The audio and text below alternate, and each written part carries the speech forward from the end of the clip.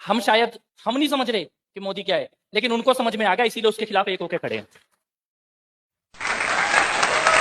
वो एक हुए कि नहीं हुए मोदी के खिलाफ? जो परिभाषा आप दे रहे हो ना, वही परिभाषा होती सच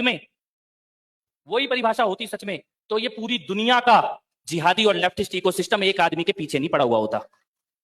थैंक यू। हमें समझ नहीं आया, लेकिन उनको समझ में आ गया है।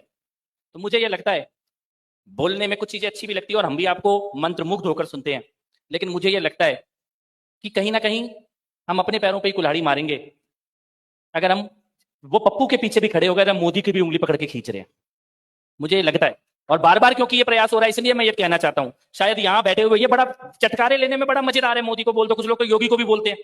एक हमारे उधर बैठे हुए हैं, वो रोज सुबह उठ के योगी को ही गाली देते हैं भगवा पहन के।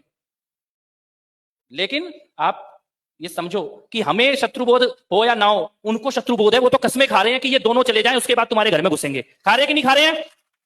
ओवैसी ने बोला कि नहीं बोला? इनके मुल्ला मौलाना बोल रहे हैं कि नहीं बोल रहे हैं? क्यों बोल रहे हैं? उनको पता है कि दीवार बन के कौन खड़ा है, लेकिन हम कह रहे हैं इस दीवार पे पहला छेद हम ही करेंगे। अरे वो तो पप्पू के पीछे भी एक होके खड़े हैं कि नहीं खड़े हैं?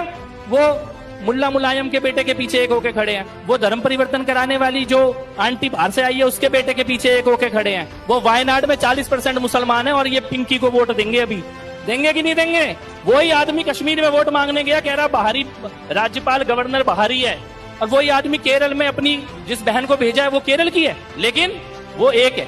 उन्हें पता है ये खाली इस आदमी को हटा दो, लेकिन समस्या ये आ रही है कि हमारे में से भी कुछ कह रहे हैं कि इस आदमी को हटा दो। मैं कहता हूं तुम जल जल के मर जाओगे, हम जल जला नहीं रुकने देंगे। तुम जल जल के मर जाओगे, हम जल जला नहीं रुकने देंगे। वो देश नहीं झुकने देगा, हम उसे नहीं झुकने देंगे।